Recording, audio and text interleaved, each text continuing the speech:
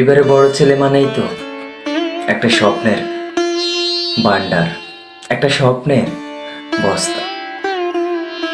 কারণটা হচ্ছে যে ফ্যামিলিটার হালদারের মতো যখন একটা মুরব্বি থাকে, তখন যদি সে মুরব্বি দুনিয়া থেকে বিদায় নিয়ে চলে যায়, তখন কিন্তু আসলে সে পরিবারের হাল ধরার একমাত্র হাতিয়ারে পরিবারের বড় ছেলে। তবে সেই ছেলেটাকে আদৌ পারে তার নিজের স্বপ্নগুলো পূরণ করতে? সেই ছেলেটা তো সবসময় ব্যস্ত হয়ে পড়ে নিজের পরিবারের স্বপ্ন পূরণ করতে। কিন্তু সেই ছেলেটা একটাবারও চিন্তা করে না যে আমার স্বপ্নগুলোই আমার আগে পূরণ করতে হবে। তবে সবসময় একটা জিনিস হয়তো চিন্তা করে যে আমার পরিবারের স্বপ্নগুলো আমার পূরণ করাটা অনেক দায়িত্ব, অনেক কর্তব্যহীনভাবে আমাকে পালন করতে হবে। পরিবারের স্বপ্ন পূরণ করতে পারলে পরিবারের সবার মুখে হাসি ফুটবে, কিন্তু আমার স্বপ্ন পূরণ হলে কেউ হাসবে না, কেউ কাঁদবেও না। আমার দুঃখ, আমার সুখ সবকিছুই আমার। তাই ব্যর্থতার গল্প কয়জনে ভাগাভাগি করে। আজ তাদের স্বপ্ন পূরণ করলে তারাই তো সফল, আর আমার স্বপ্ন নিঃস্বার্থের মতো ভেঙে পড়ে যায়, তখন আমি তো দুঃখী একজন মানুষ। আমার দুঃখগুলো হয়তো আমি বুঝি, আমার দুঃখগুলা বোঝার মতো হয়তো পাশে কেউই নেই। জীবনে তোমাকে অনেক মানুষের সাপোর্ট করবে, হয়তো কেউ ভালোবেসে করবে, হয়তো কেউ ভালো না বেশেও, হিংসা না করেও এমন একটা প্রকৃতি, এমন একটা সিচুয়েশন সৃষ্টি করেও তোমাকে সাপোর্ট করবে। আসলে সব মানুষ তো আর এক না। জীবনে তো অনেক সমস্যাই থাকে, হয়তো কখনো সেই সমস্যাগুলো সমাধান হয়, হয়তো সমাধান করতে করতে একটা সময় জীবনের ব্যসার্ধক সময়টাই পার হয়ে যাবে। তাই পরিবারের বড় ছেলে বলেই একটা বাবা যখন দুনিয়া ছেড়ে চলে যায়, তখন সেই ছেলেটাই পরিবারে হাল ধরে। সেই ছেলেটার উপর অনেকটা চাপ থাকে।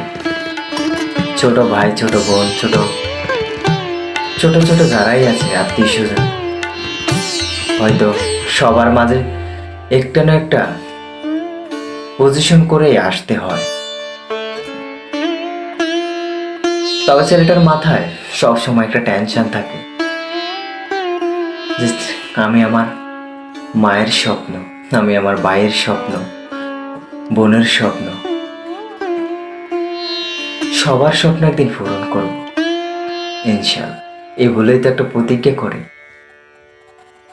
কিন্তু সে ছেলেটা একটা ভারও বুঝতে পারে নাই যে আমার স্বপ্নগুলা কি আদৌ আমি পূরণ করতে পারবো, বা আমি তাদের স্বপ্ন পূরণ করার জন্য যথেষ্ট পরিমাণ চেষ্টা করি, কিন্তু আমার স্বপ্নগুলা যে আমি নিঃস্বার্থের মতো ছুঁড়ে ফেলে দিতেছি, এটাকে আমি কখনো ভাবছি না। জীবনে আসলে আমার দুঃখ আর কষ্টের মাঝে আমি বড় হয়েছি, এটা ঠিক।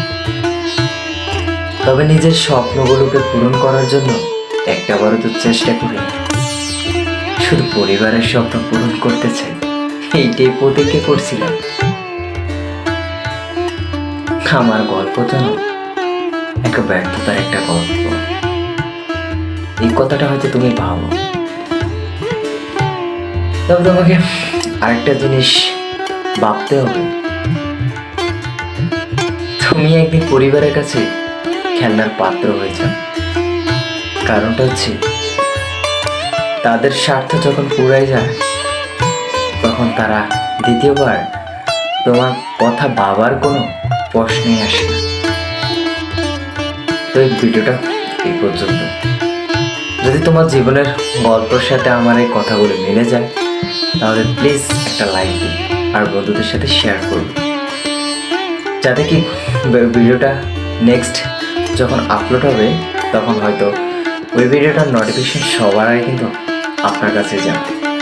তো ভিডিওটাতে একটা লাইক দিন প্লিজ। লাইক দিলে হয়তো একটু ভালো লাগে যে একটা ভিডিও বানানোর মতন আর একটা সিচুয়েশন একটা তৈরি করা যায় বা একটা ভালো লাগার একটা কারণ থাকে। আপনি আমার একজন দর্শক হন, একজন ফলোয়ার্স হন, একজন সাবস্ক্রাইবার হন, একটা লাইক দিন, তাহলে ভিডিওটা নেক্সট টাইম আবার অন্য কোনো ভিডিও বানাতে আনন্দ লাগবে, ভালো লাগবে। আপনার সাপোর্টে হয়তো একদিন আপনার সামনে আমি আপনার সাথে দেখাও হতে পারে আমার কোনো এক রাস্তায়, কোনো এক হুড়তোলা রিক্সা।